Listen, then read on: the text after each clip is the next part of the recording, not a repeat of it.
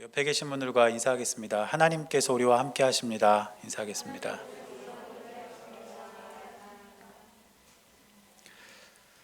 하나님께서 항상 우리와 함께 하심을 기억하고 그 주님과 믿음으로 동행하는 저와 여러분들이 될 수 있기를 바랍니다. 오늘 우리가 시편 50편을 함께 읽었는데 이제 오늘 이 시편 50편을 살펴보면 전체 시편 중에 3분의 1을 우리가 이제 말씀 함께 이렇게 살펴보게 됩니다.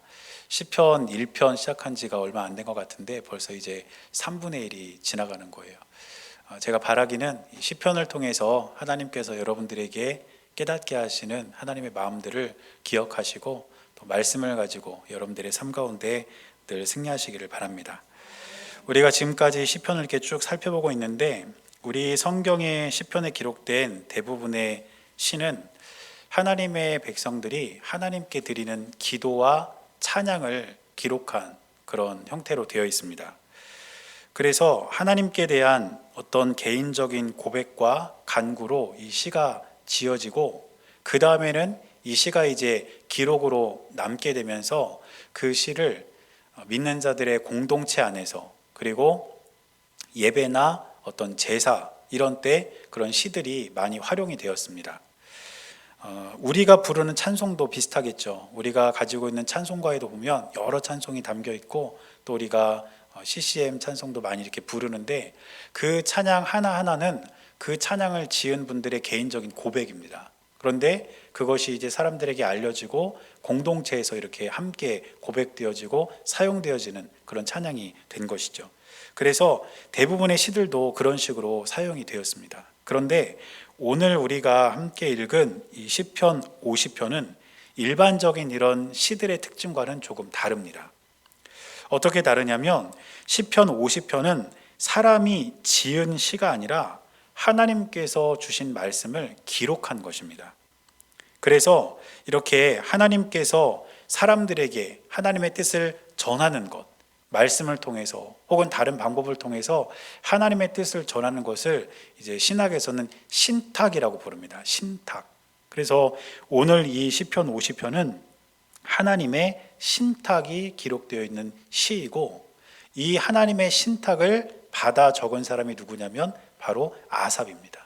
그래서 오늘 50편의 표제어를 보면 아삽의 시 이렇게 되어 있는데 이것도 우리가 조금 깊이 생각해 볼 필요가 있습니다. 왜냐하면 여기서 아삽은 어떤 한 개인의 이름을 뜻하는 것일 수도 있지만 아삽의 자손들을 뜻하는 것일 수도 있습니다. 그러니까 하나님의 신탁을 받은 사람은 아삽일 수도 있고 혹은 아삽의 자손들 중에 한 사람일 수도 있다는 것이죠. 그런데 더 정확히 말하면 아마 아삽의 자손들 중에 한 명일 것이다. 이렇게 우리가 이해하는 것이 더 정확한 이해라고 볼 수 있습니다.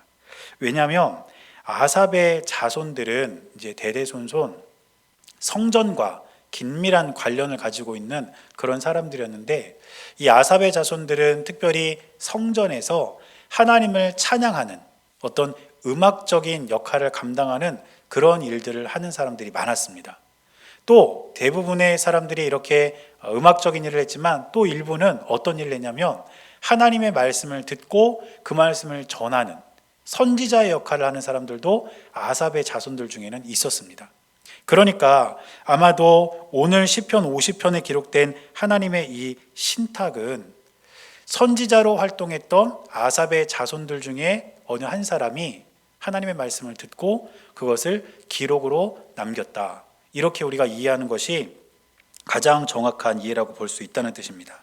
그래서 시편 50편은 아삽이 지은 시가 아니라 하나님께서 아삽의 자손 중 한 명인 선지자에게 직접 하신 말씀을 기록한 것이다. 우리가 그렇게 이해하면 그것이 정확한 이해라고 볼 수가 있습니다. 그러면 하나님께서는 누구에게 이 신탁을 주신 것일까요? 하나님께서 과연 누구에게 말씀을 하신 것이겠습니까? 이 시의 구조를 좀 살펴보면 이 시가, 이 신탁이 누구에게 주신 말씀인지를 우리가 알 수가 있습니다. 이 구조를 한번 살펴보겠습니다. 먼저 1절부터 3절에 해당되는 내용은 신탁에 관한 서론입니다. 이 전체 내용에 관한 서론이 1절부터 3절 여기에 이제 기록이 되어 있고 그 다음에 4절부터 15절까지 말씀을 보면 여기는 이스라엘 백성들에게 주시는 하나님의 말씀이 기록되어 있습니다.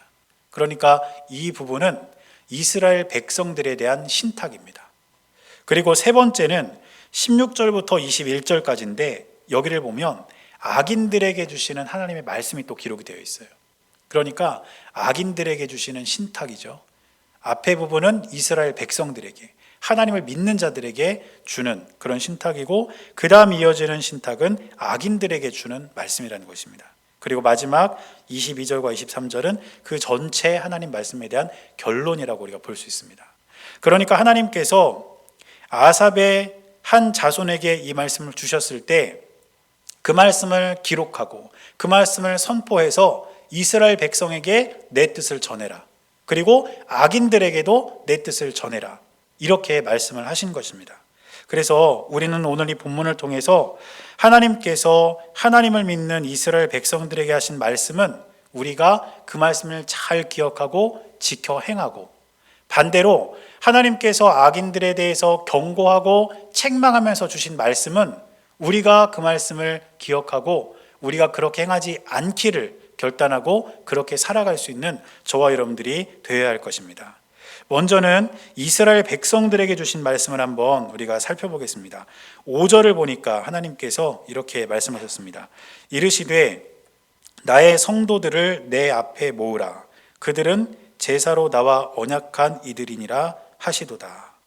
여기를 보니까 하나님께서 이스라엘 백성들을 부르고 계십니다. 근데 뭐라고 부르시냐면 나의 성도들 이렇게 부르세요. 나의 성도들. 그런데 저 성도들이란 말은 우리가 흔히 사용하는 성도라는 말하고는 조금 다릅니다. 저 말은 히브리어 원어로는 하시드라는 단어를 쓰고 있는데 저 말의 뜻이 무엇이냐면 신실함을 지키는 사람들이라는 뜻입니다. 더 정확히 말하면 하나님과의 관계 속에서 신실함을 지키는 사람들. 조금 더 풀어서 설명을 해보자면 하나님께 대한 믿음을 가지고 하나님을 배신하지 않고 하나님께 등 돌리지 않고 끝까지 하나님을 따르는 그런 믿음의 사람들을 바로 성도들, 하시드 이렇게 표현하고 있다는 것이죠. 그래서 하나님께서는 지금 당신의 사랑하는 백성들을 부르면서 나의 성도들, 나와의 관계 속에서 믿음을 버리지 않고 나를 배신하지 않고 나에게 등 돌리지 않고 신실하게 나와 관계를 맺고 있는 나의 백성들아, 이렇게 지금 부르고 계시는 겁니다. 그러면 하나님께서는 그런 성도들과의 관계가 과연 무엇을 통해서 유지가 되고 무엇을 통해서 확정이 된다고 생각을 하셨을까요? 말씀을 보면 거기에 나옵니다. 이렇게 돼 있죠. 그들은 제사로 나와 언약한 이들이니라. 다시 말해서 하나님의 백성들은 제사를 통해 하나님을 믿고 따르고 하나님께 대한 믿음을 더 견고히 하는 사람들이라는 뜻입니다.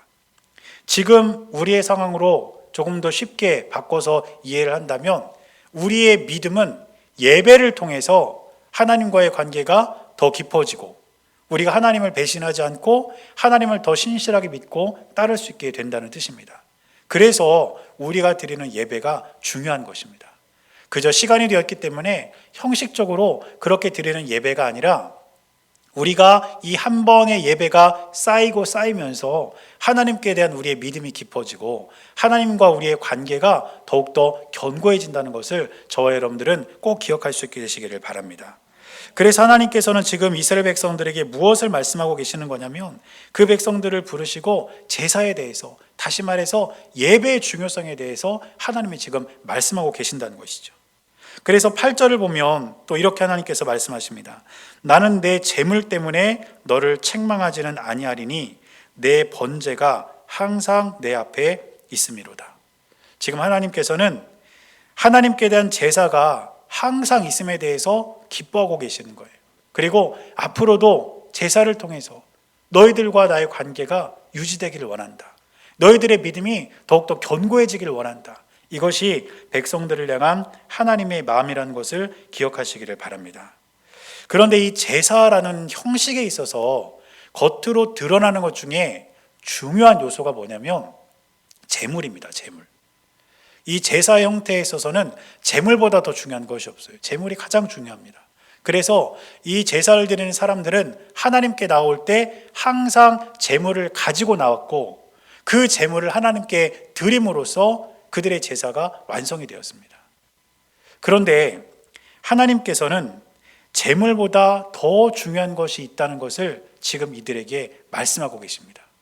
어찌 보면 제사를 드리러 나오는 사람들은 자신의 것, 소가 됐든 양이 됐든 자신의 것을 하나님께 드린다는 그런 어떤 헌신과 희생, 이런 마음을 가지고 하나님께 내 것을 드린다, 이런 의미를 가지고 하나님께 제물을 드렸을지 모르지만 하나님께서는 제물보다 더 중요한 것이 있다, 지금 그것을 이 백성들에게 가르쳐 주길 원하시는 거예요.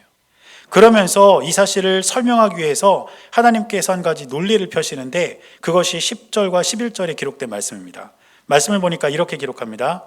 이는 삼림의 짐승들과 뭇 산의 가축이 다 내 것이며 산의 모든 새들도 내가 아는 것이며 들의 짐승도 내 것이미로다. 여러분, 이게 무슨 뜻이겠습니까? 지금 제물을 가지고 하나님께 제사 드리러 나오는 백성들에게 하나님께서 말씀하시는 것은 무엇이냐면, 지금 너희들은 너희들의 것을 나에게 주는 것이라고 생각하고 제물을 가지고 제사를 드리러 나오지만 그거 너희들 거 아니야. 그거 어차피 다 내 거다. 너희들은 내 걸 가지고 나한테 그냥 주는 거지 너희들 것을 나에게 주는 게 아니야. 하나님께서 이거를 말씀하시는 겁니다. 그렇기 때문에 하나님께서는 그게 중요한 게 아니라는 것이죠. 어차피 내 거를 너희들이 나한테 주는 건데 그게 어떻게 너희들에게 중요한 것이 될 수 있겠냐. 그건 내 건데. 그거 말고 다른 것을 나에게 주어야 한다. 다른 것이 제사에 있어서 더 중요하다. 이것이 지금 하나님께서 백성들에게 가르쳐주고자 하신 것입니다. 그게 무엇일까요? 14절과 15절을 보니까 이렇게 기록합니다. 감사로 하나님께 제사를 드리며 지존하신 이에게 내 서원을 갚으며 환난 날에 나를 부르라. 내가 너를 건지리니 내가 나를 영화롭게 하리라. 여러분, 하나님께서 이스라엘 백성들에게 이 제사에 대해서, 예배에 대해서 말씀하시면서 강조하는 것은 그들이 하나님 앞으로 갖고 나오는 제물이 아닙니다. 그것보다 더 중요한 것이 있음을 가르쳐 주시는데 세 가지입니다. 첫째는 무엇이냐면 하나님께 감사하는 마음을 가지고 제사를 드려라. 두 번째, 하나님과 한 약속이 있으면 반드시 지켜라. 그리고 세 번째, 하나님께 기도하라. 단지 제물만 가지고 하나님 앞에 나와서 그 제물을 드림으로써 그 제사가 끝났다고 생각할 것이 아니라 그건 원래 내 거니까, 내 걸 나에게 주는 거에 불과하니까 그것보다 더 귀한 마음을 가지고 나에게 나와라. 이것이 하나님의 마음입니다. 사랑하는 여러분, 그렇다면 오늘 이 하나님의 말씀을 저와 여러분들도 우리의 마음으로 듣고 우리의 삶으로 살아내야 될 줄 믿습니다. 우리도 예배를 드리러 하나님 앞에 나올 때 우리가 주님께 드리는 예물보다 더 중요한 것이 있다는 것을 우리는 기억해야 합니다. 물론 구약시대 제사의 제물과 지금 우리가 하나님께 드리는 예물은 그 의미가 완전히 일치하진 않습니다. 그러나 우리가 종종 이런 생각을 할 수 있어요. 내가 하나님께 드린 예물에 대해서, 내가 하나님께 이렇게 예물을 드렸으니 내가 하나님께 드린 예배는 만족하다. 또 내가 하나님께 이렇게 예물을 드렸으니 그것이 나의 자랑이 되고 나는 하나님을 섬긴 것이다. 이렇게 잘못 오해할 수도 있다는 것입니다. 물론 우리가 예배를 드리며 주님께 예물을 드리는 것은 너무너무 중요하고 귀한 것이지만 그것만큼, 아니 그것보다 더 중요한 것은 하나님께 감사하는 마음으로 예배할 수 있는 저와 여러분들이 될 수 있기를 바랍니다. 그리고 예배를 드리면서 하나님과 약속한 것이 있으면 반드시 지키시기를 바랍니다. 그것이 작은 일이든 큰 일이든 하나님과 약속한 것이 있다면 신실하게 그 약속을 지켜야 한다는 뜻입니다. 또 세 번째는 하나님께 기도하기를 바랍니다. 예배 자리에 나와서 우리가 함께 기도할 때, 또 때로는 이 예배를 위해 기도하시는 분과 동일한 마음으로 기도할 때 우리가 언제든지 하나님께 기도하면서 우리에게 말씀하시는 그 하나님의 말씀에 응답하는 저와 여러분들이 될 수 있기를 주님의 이름으로 간절히 축원합니다. 그렇다면 이제 하나님의 백성들에게 이렇게 예배에 대해서, 제사에 대해서 말씀하셨다면 악인들에게는 하나님께서 과연 무엇을 말씀하고 계실까요? 오늘 16절 말씀을 보니까 이렇게 기록하고 있습니다. 악인에게는 하나님이 이르시되 내가 어찌하여 내 율례를 전하며 내 언약을 내 입에 두느냐, 이렇게 말씀하셨습니다. 악인들에게 하나님께서 뭐라고 말씀하신 것이냐면, 그들이 악을 행하면서 어떻게 내 율례를 전하고 내 언약을 말하고 있느냐, 왜 너희들은 악을 행하는 그 입술로 감히 내 말씀을 너 입술에 담는 것이냐, 이렇게 그들을 책망하는 것입니다. 다시 말해서 지금 하나님께서 책망하시는 것은 겉과 속이 다른 악인들에 대한 경고이고 하나님의 책망입니다. 속으로는 온갖 악한 생각을 다 머금고 있고 입으로는 악한 말을 내뱉으면서도 그들이 하나님의 율례를 말하고 하나님의 언약을 말하는 것, 겉과 속이 다른 그들을 향해서 하나님이 경고하시는 것이라는 뜻입니다. 그래서 이어지는 말씀들을 보면 하나님께서는 악인들에 대한 이런 모습을 책망하고 경고하고 계시는데, 먼저 악인들의 행위에 대해서 책망하십니다. 오늘 17절을 보니까 이렇게 기록합니다. 내가 교훈을 미워하고 내 말을 내 뒤로 던지며. 이 말은 무슨 뜻이냐면 하나님의 말씀을 무시하고 하나님의 말씀을 듣지 않는 태도를 말합니다. 여러분, 우리 사람들과의 관계 속에서도 그렇잖아요. 대화를 할 때 상대방이 내 말을 듣지 않고 내 말을 무시하는 그런 태도를 보이면 기분이 안 좋지 않습니까?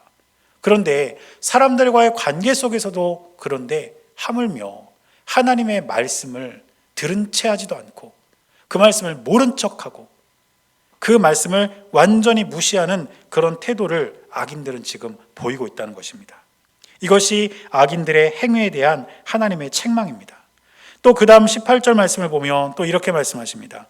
도둑을 본즉 그와 연합하고 간음하는 자들과 동료가 되며. 도둑질하는 것, 또 간음하는 것, 이것은 결코 하나님께서 원하시는 것이 아닙니다. 이것은 불의한 일입니다. 그런데 악인들은 이러한 불의한 자들과 함께 연합하고 그들의 동료가 되어서 같은 일을 행하고 있다는 것이죠. 도둑질을 하는 것은 하나님께서 주신 10계명 가운데 8번째 계명입니다. 또 간음하는 것은 7번째 계명입니다. 도둑질하는 것, 간음하는 것, 이것은 하나님께서 주신 계명을 어기고 살아가는 사람들의 모습입니다. 그렇다면 지금 악인들은 어떻게 살아가고 있는 것일까요? 하나님께서 직접 주신 계명에 철저하게 대적하면서 하나님께서 원하시는 삶과 정반대의 삶을 살아가고 있는 것입니다.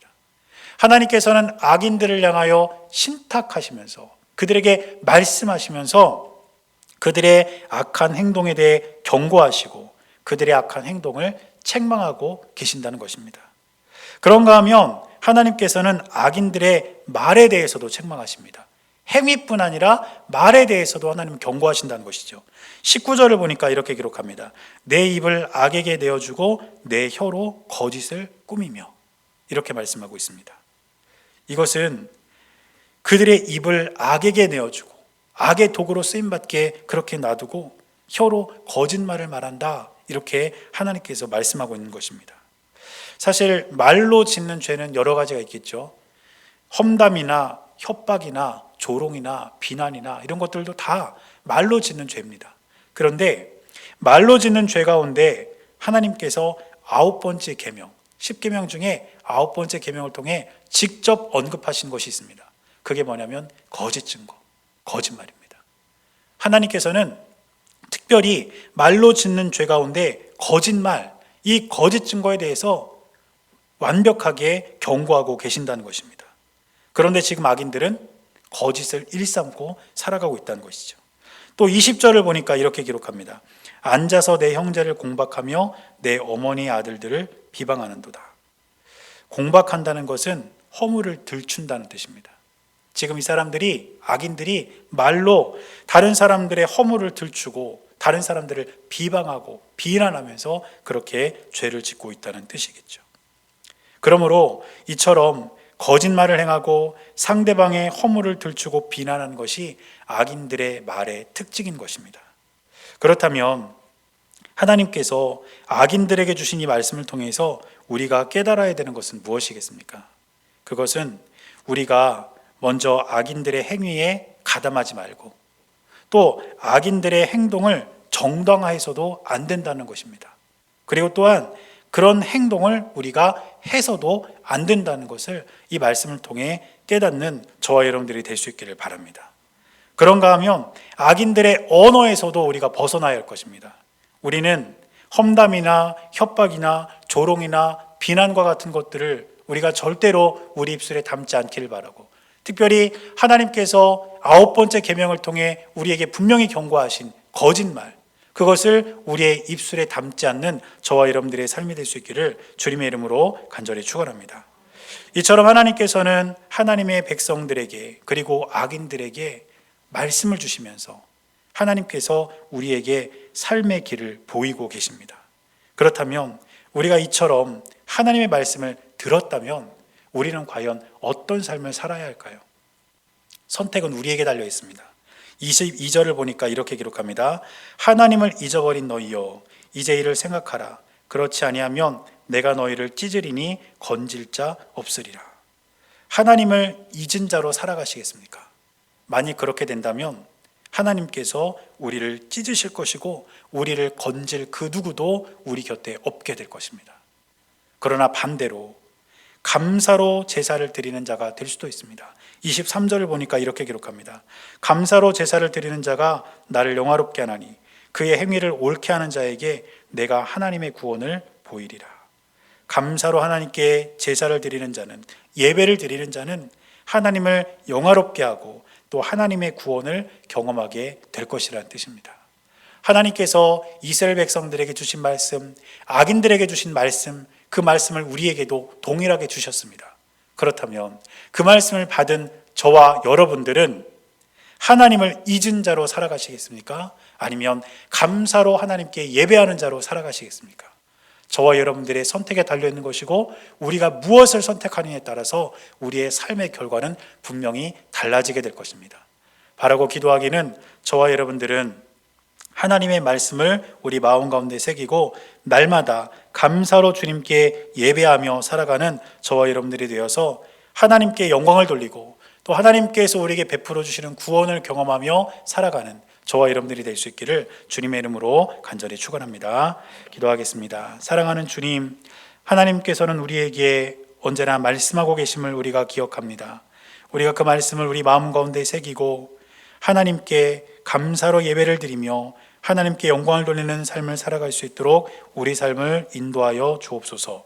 우리 주님께서 언제나 함께하여 주실 것을 믿으며 살아계신 예수님의 이름으로 간절히 기도드렸습니다. 아멘.